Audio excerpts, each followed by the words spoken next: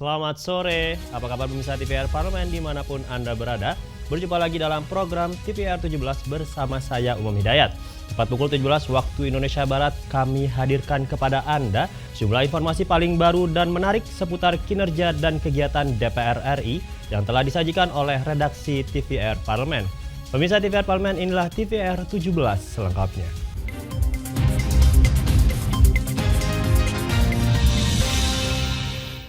Pemirsa, kita awali TVR 17 sore ini dari berita Komisi 1 DPR RI berkomitmen terus menyuarakan kemerdekaan Palestina melalui upaya diplomasi dengan sejumlah negara demi genjatan senjata Israel Hamas secara permanen. Komisi 1 DPR RI berkomitmen untuk terus menyuarakan kemerdekaan terhadap Palestina. Salah satunya melalui peran pemerintah yang konsisten berdiplomasi dengan negara lain guna menekan gencatan senjata Israel secara permanen. Ketua Komisi 1 DPR RI Mutia Hafid menyampaikan hal itu usai menerima kunjungan Wakil Sekjen Global Coalition for Quds and Palestine Ahmad Al-Tawunah. Kehadiran perwakilan lembaga kemanusiaan ini merupakan wujud terima kasih atas konsistensi Indonesia dalam menyuarakan kemerdekaan Palestina. Mutia menegaskan kemerdekaan Palestina merupakan hal yang mutlak. Ia bahkan mengamanatkan kepada Kementerian Luar Negeri untuk menyuarakan perjuangan Indonesia atas Palestina ke dalam sidang Dewan Keamanan PBB. Nah, kepada kami, beliau sampaikan terima kasih Parlemen, Komisi 1 dan juga pemerintah yang telah secara konsisten mendorong kemerdekaan Palestina sekaligus seperti yang tadi disampaikan bahwa meminta Indonesia untuk terus konsisten memperjuangkan Palestina. Kami tadi sudah jawab juga bahwa kemarin Komisi 1 mengadakan rapat dengan Ibu Menlu di mana kita juga menugaskan Ibu Menlu untuk langsung berangkat ke PBB untuk menyuarakan sikap Indonesia dalam sidang Dewan Keamanan PBB. Anggota Komisi 1 DPR RI Al-Muzamil Yusuf mengatakan bahwa kemerdekaan Palestina perlu disuarakan sebagaimana diamanatkan Konstitusi Undang-Undang Dasar Indonesia. Yang telah digariskan oleh Founding Fathers kita sejak Presiden Soekarno tidak akan berhenti terus mendukung Palestina sampai Palestina merdeka. Dan amanat ini karena tertulis dalam konstitusi kita tentu menjadi amanat pemerintah, parlemen, dan seluruh rakyat Indonesia. Mario, TVR Parlemen melaporkan. Berita selanjutnya dari Komisi 2 DPR RI dorong KPU dan Bawaslu tegas dan juga netral dalam menindak pelanggaran pada tahapan pemilu 2024, terutama di saat masa kampanye yang rawan terjadi pergesekan antar simpatisan. Komisi 2 DPR RI mendorong KPU dan Bawaslu untuk terus mengawasi pelaksanaan tahapan pemilu dari sejumlah potensi pelanggaran. Dalam acara Dialektika Demokrasi, anggota Komisi 2 DPR RI Gus Pardi Gaus mengingatkan, untuk mencapai pemilu damai dibutuhkan partisipasi masyarakat yang tertib dan sesuai aturan, sehingga tidak terjadi pelanggaran yang dapat menimbulkan konflik. Untuk itu, Bawaslu diminta untuk tegas dan netral dalam menindak pelanggaran yang ada pada tahapan pemilu, terlebih di masa kampanye yang rawan terjadi pergesekan antar simpatisan. Yang saya tekankan kepada Bawaslu supaya pemilu itu damai, Bawaslu harus punya keberanian bagaimana dia bisa menegakkan aturan-aturan dalam masa suasana kampanye yang dimulai tanggal 28 November sampai dengan 10 Februari yang masanya itu adalah 75 hari. Ini sangat-sangat penuh dengan dinamika. Akan muncul potensi ketidakdamaian. Kalaulah seandainya Bawaslu dalam menyikapi pelanggaran-pelanggaran yang dilakukan oleh peserta pemilu itu, mereka melakukan tebang pilih terhadap pelanggaran-pelanggaran yang diproses. Gus Pardi Gaus menambahkan, tugas pengawasan tidak hanya menjadi peran Bawaslu semata. Rekan media dan jurnalis juga berkapasitas untuk mengawasi potensi pelanggaran pada tahapan pemilu. Pemberitaan terhadap pelaku pelanggaran diharapkan dapat memberikan efek jera dan rasa malu sehingga kejadian serupa tidak terulang. Ferdian dan Kristio, TVR Parlemen melaporkan. Informasi selanjutnya mengenai Komisi 4 DPR RI meminta pemerintah untuk memastikan distribusi pupuk dapat tersalurkan secara tepat kepada petani, sehingga bantuan pupuk subsidi dapat menekan biaya produksi pertanian. Masih banyaknya petani yang belum sejahtera menjadi sorotan Komisi 4 DPR RI saat berkunjung ke PT Pupuk Kunjang Cikampek, Jawa Barat hari Jumat lalu. Menurut anggota Komisi 4 DPR RI Ono Surono, ketidaklancaran distribusi pupuk subsidi dan non-subsidi menjadi salah satu penyebabnya.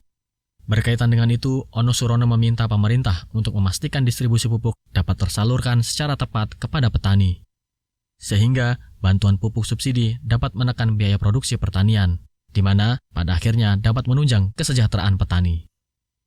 Kan sampai dengan saat ini kita masih mendapatkan data, masih banyak petani yang belum sejahtera. Karena apa? Karena pos produksinya tidak sepadan dengan nilai jual ya produk pertanian yang dihasilkan.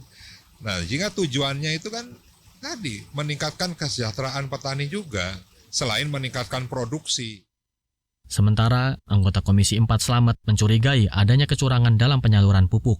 Jatah pupuk yang seharusnya diterima petani dikhawatirkan tersalur kepada sindikat atau oknum tertentu yang mengambil keuntungan. Oleh karena itu, pemerintah diminta turun tangan untuk memastikan dugaan kejanggalan dalam distribusi pupuk. Dalam distribusi saya mencurigai ada sindikasi yang menguntungkan pihak-pihak tertentu. Kenapa? Kalau tadi saya baca, stok dari PI itu menurut mereka non-subsidi cukup. Saya baca juga headline di situ bahwa PI itu adalah produsen terbesar pupuk se-Asia. Kalau dia produsen terbesar se-Asia, masa sih untuk kebutuhan petaninya sendiri nggak ada? Nggak mungkin tuh. Sehingga disinilah kemudian pemerintah harus hadir, memastikan sindikasi itu tidak ada. Dari Cikampek, Jawa Barat, Domingus Titi Heru, TVR Parlemen, melaporkan. Pemirsa, Indonesia sebentar lagi merayakan gelaran Pesta Demokrasi 5 tahunan atau pemilihan umum. Dan jelang 14 Februari 2024 berbagai persiapan gencar dilakukan termasuk peran anggota Dewan Perwakilan. Informasinya akan kami hadirkan sesaat lagi, untuk itu tetaplah di TVR 17.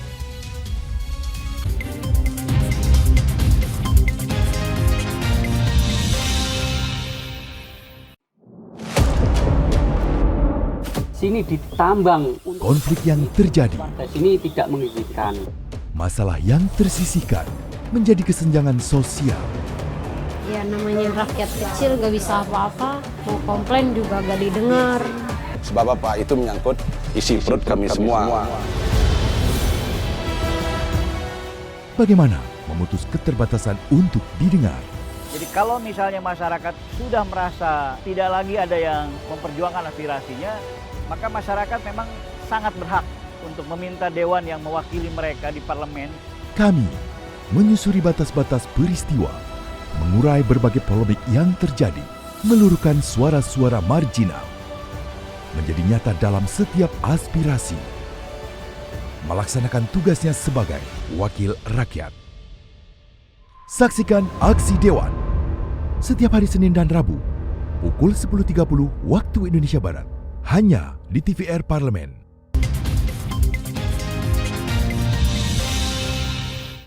Kembali di TVR 17. Berdasarkan hasil pencocokan dan penelitian Komisi Pemilihan Umum, daftar pemilih tetap pemilu 2024 naik sebesar 12 juta dibanding 2019. Beberapa rapat dan kunjungan kerja digelar DPR RI guna pastikan pemilu berjalan lancar, baik dari sisi regulasi maupun logistik. Komisi 2 DPR RI tekankan pentingnya kecukupan stok surat suara di daerah karena di beberapa wilayah masih ditemukan persoalan surat suara yang terbatas. Dan pemirsa, untuk mengetahui informasi selengkapnya, mari kita simak laporan mendalam yang telah dihimpun oleh tim redaksi TVR Parlemen dalam segmen editorial Parlemen. Berikut ini.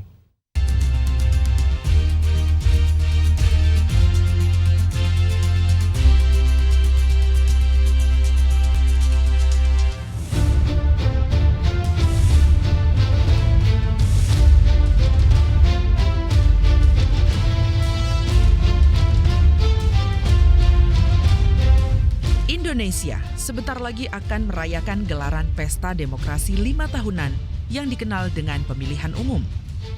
Jelang pemilu tanggal 14 Februari 2024, berbagai persiapan gencar dilakukan, termasuk melalui peran anggota Dewan Perwakilan Rakyat.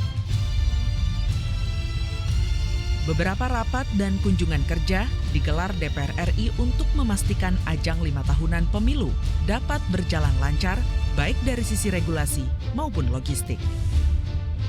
Apalagi setiap perhelatan pemilu memiliki beban persiapan yang berbeda atau bahkan bertambah dibanding sebelumnya. Seperti bertambahnya jumlah populasi dan berubahnya kondisi demografi Indonesia. Menurut hasil pencocokan dan penelitian Komisi Pemilihan Umum, daftar pemilih tetap pemilu 2024 naik sebesar 12 juta dibanding 2019.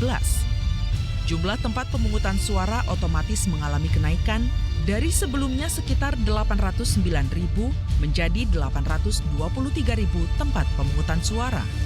Sedangkan pemilih dari mancanegara mencapai 1,7 juta orang yang tersebar di 128 wilayah dengan 3.000 lebih tempat pemungutan suara. Kategori pemilih juga didominasi oleh generasi milenial dan generasi Z, yaitu sekitar 55% dari total daftar pemilih tetap. Tak hanya itu, pada pemilu tahun 2024 akan ada 1 juta masyarakat disabilitas yang dapat ikut menyalurkan hak pilihnya. Dengan berbagai kondisi itu, maka DPR terus mendorong KPU dan panitia pengawas pemilu di daerah untuk segera melengkapi berbagai kebutuhan. Anggota Komisi 2 DPR RI Ibnu Mahmud Bilaludin menekankan pentingnya kecukupan stok surat suara di daerah. Sebab berdasarkan hasil peninjauan ke beberapa wilayah, ternyata masih ditemui persoalan kurangnya surat suara. Padahal persediaan surat suara sangat penting untuk memaksimalkan hak pilih masyarakat. Makanya ini kan antara kewajiban dan ketersediaan surat ini kan nggak bisa bersamaan ya, sehingga ada beberapa lokasi TPS di mana terjadi kekurangan surat suara. Ini terjadi di beberapa tempat ya. Kalau di Jogja itu ada daerah karena orang pada sekolah. Nah, kalau di sini itu tadi ada yang memang mereka memutuskan untuk tidak pulang, tapi mereka memilihnya di kota saja tempat mereka kerja. Karena kalau pulang, Riau ini kan luas sekali ya, mungkin pulang jauh, susah dan seterusnya. Nah, saya kira ini harus menjadi perhatian. Tak hanya logistik, tetapi antusiasme masyarakat dalam menyalurkan hak pilihnya juga perlu dijaga. Ketua Komisi 2 DPR RI Ahmad Doli Kurnia mengajak seluruh masyarakat Indonesia untuk dapat berpartisipasi penuh demi terpilihnya pemimpin bangsa yang terbaik. Mari kita sama-sama sukseskan pemilu ini. Suksesnya pemilu salah satu indikasinya adalah dengan Bapak Ibu terlibat semuanya. Seluruh masyarakat Indonesia yang punya hak pilih harus terlibat. Karena apa? Karena pemilu ini adalah sebuah media kita yang mengantarkan kita pada situasi yang lebih baik, yang lebih maju. Lebih spesifik, Ketua DPR RI Dr. Honoris Causa Puan Maharani berharap Tentara Nasional Indonesia dapat menunjukkan netralitasnya dalam pesta demokrasi 5 tahunan. Panja netralitas TNI kan sudah dibuat atau dilakukan dan akan dilaksanakan. Jadi memang TNI kami harapkan untuk bisa menunjukkan netralitasnya karena sesuai dengan fungsinya Tentara Nasional Indonesia, artinya memang nantinya dalam tahun politik atau bulan politik ini kami berharap dengan juga ada pergantiannya Panglima TNI yang baru bisa menjaga netralitas hal tersebut. Menanggapi pernyataan itu, Panglima TNI Jenderal Agus Subianto memastikan unsur TNI akan menjunjung tinggi netralitas dalam pelaksanaan pemilu. Ia menyebut akan mendirikan posko bersama di sejumlah TPS untuk menjaga keamanan. Kalau saya setuju saja, makanya tadi saya sampaikan bahwa saya melaksanakan pengamanan, membuat pos-pos tadi, posko, nanti juga ada posko bersama di TPS-TPS itu semua elemen masyarakat gitu, sehingga kalau ada masalah di situ bisa diselesaikan. Menjaga netralitas kerap kali digaungkan jelang perhelatan pemilu. Tujuannya agar suara rakyat dapat murni mengalir, terlindung dari campur tangan yang tidak netral. Sehingga mereka yang terpilih betul-betul lahir dari rahim demokrasi tanpa intervensi. Tim Liputan TVR Parlemen melaporkan.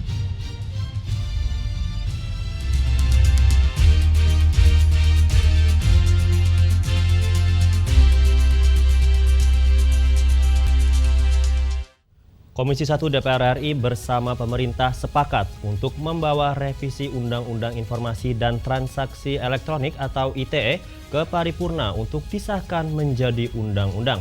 Saksikan informasi selengkapnya, untuk itu jangan kemana-mana, tetaplah bersama kami di TVR 17.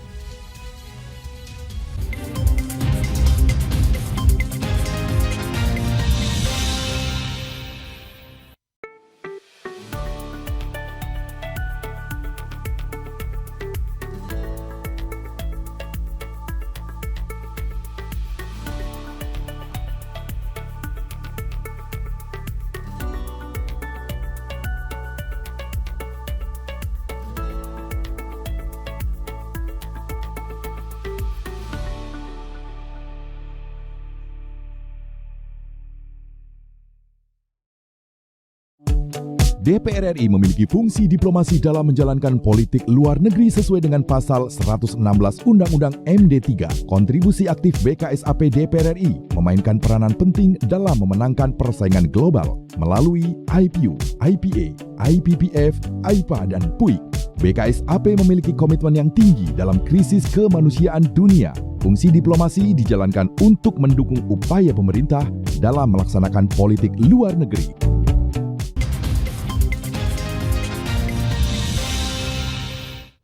Kembali di TVR 17. Komisi 1 DPR RI bersama pemerintah sepakat untuk membawa revisi Undang-Undang Informasi dan Transaksi Elektronik atau ITE ke paripurna. Adapun revisi itu mengatur pasal yang dianggap pasal karet hingga ketentuan terkait sistem elektronik untuk memberikan perlindungan bagi masyarakat. Anggota Komisi 1 DPR RI Christina Aryani mengungkapkan tujuan adanya revisi Undang-Undang ITE ini untuk menciptakan ruang digital yang kondusif. Selengkapnya, mari kita simak laporan wawancara rekan kami Alfat Rizky dengan anggota Komisi 1 DPR RI. Baik pemirsa TVR Parlemen, tentunya baru-baru ini ada kabar baik nih bagi masyarakat di mana Komisi 1 DPR RI bersama juga dengan pemerintah telah sepakat untuk membawa rancangan undang-undang tentang perubahan kedua atas Undang-Undang Nomor 11 Tahun 2008 tentang informasi dan transaksi elektronik untuk diminta persetujuan pengesahan menjadi undang-undang di rapat paripurna DPR berikutnya. Di mana hal ini juga disepakati oleh 9 fraksi ini menyetujui adanya RUU ITE ini dibawa ke paripurna. Lalu seperti apa detailnya terkait dengan RUU ITE ini, saya akan menanyakannya langsung dengan salah satu anggota Komisi 1 DPR RI, Ibu Christina Aryani dari fraksi Partai Golkar untuk daerah pemilihan DKI Jakarta 2. Bu, terkait dengan revisi Undang-Undang ITE yang banyak sekali belakangan kemarin menjadi banyak ada pasal karet yang persepsi masyarakat ya Bu ya. Apakah ada jaminan di revisi kali ini tidak akan ada pasal karet lagi Bu? Ya, jadi memang awal daripada revisi ini kan disebabkan oleh banyaknya permasalahan ya, ada perbedaan penafsiran, lalu juga ada kriminalisasi. Oleh karena itu kita melakukan revisi, ya pastinya legislator ketika melakukan revisi dia tidak mau dong ada lagi terbuka ruang untuk adanya perbedaan penafsiran itu. Jadi itu memang makan waktu cukup lama ya, pembahasannya sendiri ada 14 rapat panja dan di situ juga ada aparat penegak hukum, ada jaksa, ada polisi ikut hadir dalam pembahasan. Khususnya untuk melihat jangan sampai ada pintu, ada ruang yang mana nanti pasal yang tadinya sudah diatur dinarasikan dengan baik ini bisa jadi berubah atau menjadi permasalahan bagi masyarakat ke depannya. Jadi intensinya itu seperti itu dan kami juga melakukan exercise ya untuk memastikan tidak terulang lagi lah problem-problem yang sebelumnya terjadi. Dengan adanya Undang-Undang ITE sebelumnya juga masyarakat ini menjadi takut untuk berpendapat, khususnya di sosial media dan sebagainya. Apakah nanti ke depan dengan adanya ini masyarakat lebih leluasa untuk berpendapat Bu di sosmed atau dimanapun itu Bu? Jadi yang sekarang sering terjadi adalah masyarakat takut untuk berpendapat karena bisa jadi nanti diadukan untuk pencemaran nama baik. Itu kan yang terjadi. Dan karena pencemaran nama baik itu merupakan tindak pidana yang diancam dengan pidana 6 tahun sehingga aparat penegak hukum bisa langsung menahan ketika orang diadukan. Dan selama ini pengadunya kan bisa siapa saja. Jadi walaupun yang dicemarkan nama baiknya diduga dicemarkan adalah orang lain, tapi masyarakat bisa mengadukan. Nah, inilah yang kemudian direvisi dalam Undang-Undang ITE yang akan disahkan nanti di paripurna. Yang pertama, bahwa pihak pengadu harus korban dalam artian orang yang memang benar-benar mengalami kerugian. Lalu ancaman pidananya sendiri juga 2 tahun. Jadi dia tidak bisa main langsung ditahan. Lalu yang ketiga, dalam hal tidak terbukti apa yang diduga, apa yang didalilkan ada pencemaran nama baik, maka orang yang dilaporkan itu bisa menuntut balik atas dasar fitnah. Jadi sebetulnya dalam kerangka ini akan membuat masyarakat lebih berhati-hati ya sebelum mengadukan seseorang melakukan pencemaran nama baik. Dan inti daripada Undang-Undang ITE ini kan sebenarnya untuk memberikan ruang digital, mengatur ruang digital yang kondusif. Jadi kami memahami betul bahwa masyarakat itu berhak untuk berpendapat, menyampaikan kritik, pendapat adalah sesuatu yang baik, tapi tentunya dilakukan dengan konstruktif ya, bukan menjadi ruang hujat menghujat seperti itu. Jadi kalau kekhawatiran soal berpendapat, soal menyampaikan kritik, dengan undang-undang revisi ini pasal-pasal itu sudah diatur ya. Jadi jangan lagi terjadi lapor-melapor seperti itu. Terakhir Bu, ini kan mendekati pemilu, tentunya takut masyarakat ini bersosial media juga masih dijerat dengan aturan yang lama. Nah selanjutnya setelah dibawa paripurna, apakah itu langsung diaplikasikan atau perlu ada sosialisasi atau seperti apa dulu? Jadi prosesnya adalah kan undang-undang itu, rancangan undang-undang mendapatkan persetujuan tingkat 1, which is yang kemarin sudah dapat di komisi ya, lalu dibawa ke rapat paripurna untuk mendapatkan persetujuan tingkat 2. Setelah mendapatkan persetujuan di paripurna, dalam 30 hari undang-undang itu sudah harus diundangkan. Rancangan undang itu harus diundangkan. Kalau tidak, maka dia berlaku secara otomatis. Jadi ya kita harapkan dalam masa sidang ini mungkin minggu depan ya, kalau bisa ini bisa dibawa ke paripurna, diundangkan sehingga ya sesuai harapan legislator nantinya bisa mengatur ruang digital dengan lebih baik lagi. Terima kasih Bu Christina atas waktunya. Dan pemirsa TVR Parlemen, itulah wawancara saya dengan salah satu anggota Komisi 1 DPR RI, Bu Christina Aryani, di mana tadi Bu Christina menekankan terkait dengan adanya revisi Undang-Undang ITE ini diharapkan dapat membuat masyarakat ini lebih leluasa untuk berpendapat, khususnya menjelang pemilu ini. Namun Ibu Christina juga mengingatkan bahwa masyarakat ini tetap berpendapat di sosial media atau dimanapun itu tetap dengan sesuai etika yang ada. Pemirsa, sekian yang dapat saya laporkan. Saya Alfat Rizky kembali ke studio. Selanjutnya pemirsa, apa saja yang menjadi topik perbincangan di media online pada hari ini? Usai jeda tetaplah di TVR 17.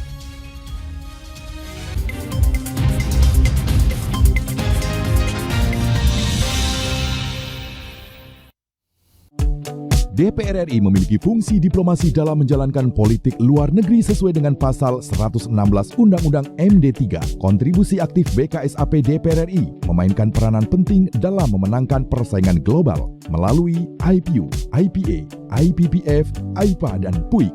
BKSAP memiliki komitmen yang tinggi dalam krisis kemanusiaan dunia. Fungsi diplomasi dijalankan untuk mendukung upaya pemerintah dalam melaksanakan politik luar negeri.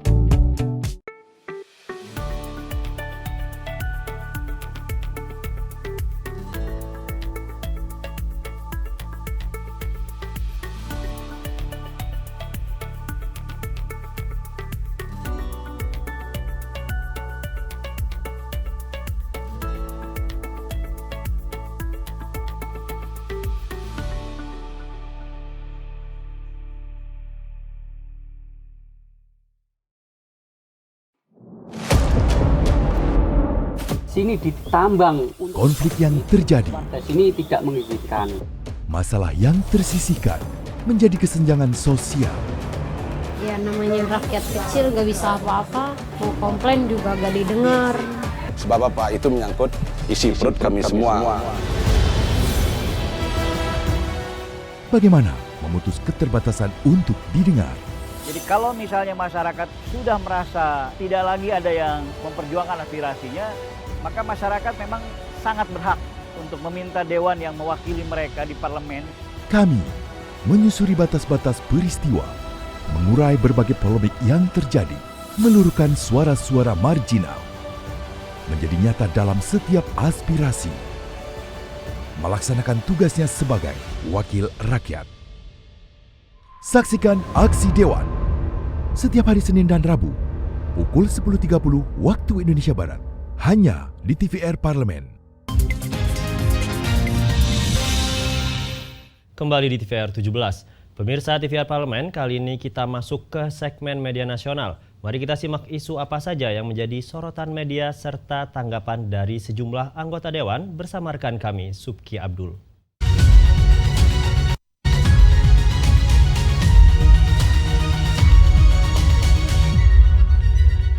Halo, selamat sore pemirsa. Kembali berjumpa bersama dengan saya Subki Abdul di hari Jumat di awal Desember 2023. Ini kita bertemu dalam membahas terkait dengan headline media online pada sore hari ini. Berita pertama dari Komisi 1 DPR RI yang terima kunjungan dari warga Palestina, pastikan dukungan merdeka. Komisi 1 DPR RI menerima kedatangan perwakilan dari warga negara Palestina pada Kamis 30 November 2023 yang lalu dan disambut langsung oleh Ketua Komisi 1 DPR RI Mutia Hafidz, anggota Komisi 1 Al-Muzammil Yusuf dan juga Taufan Maulana. Dalam kesempatan ini, Wasekjen Global Coalition for Quds and Palestine, Ahmad Al-Towunah, menyampaikan terima kasih atas dukungan masyarakat Indonesia kepada Palestina dan juga memohon agar DPR RI dapat berkoordinasi dengan pemerintah untuk memperjuangkan kemerdekaan Palestina. Bisa Anda saksikan di layar kaca televisi Anda sejumlah headline media online ini dari Detik dan juga dari media online lainnya. Dan Ketua Komisi 1 DPR RI Mutia Hafidz ini pastikan Indonesia mendukung kemerdekaan Palestina. Komisi 1 DPR RI telah menggelar rapat bersama dengan Menteri Luar Negeri Retno Marsudi terkait dengan sikap Indonesia atas serangan Israel ke Palestina dan juga akan terus menyuarakan dukungan Indonesia ke Palestina di Perserikatan Bangsa-Bangsa.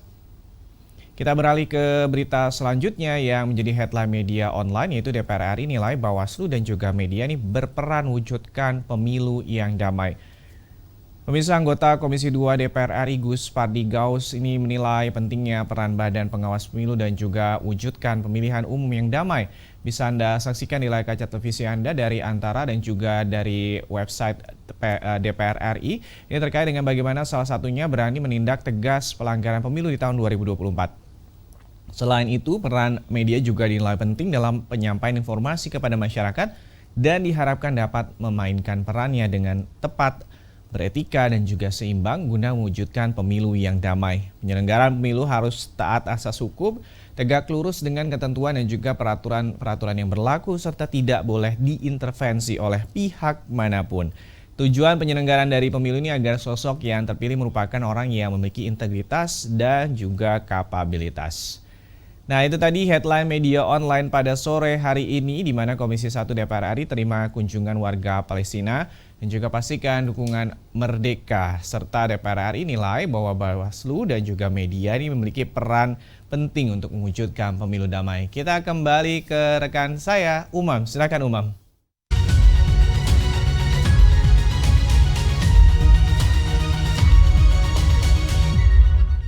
Terima kasih rekan Subki yang telah menyampaikan sejumlah update sorotan dari media online nasional pada hari ini. Segmen media online tadi sekaligus menutup program TVR 17 edisi sore hari ini.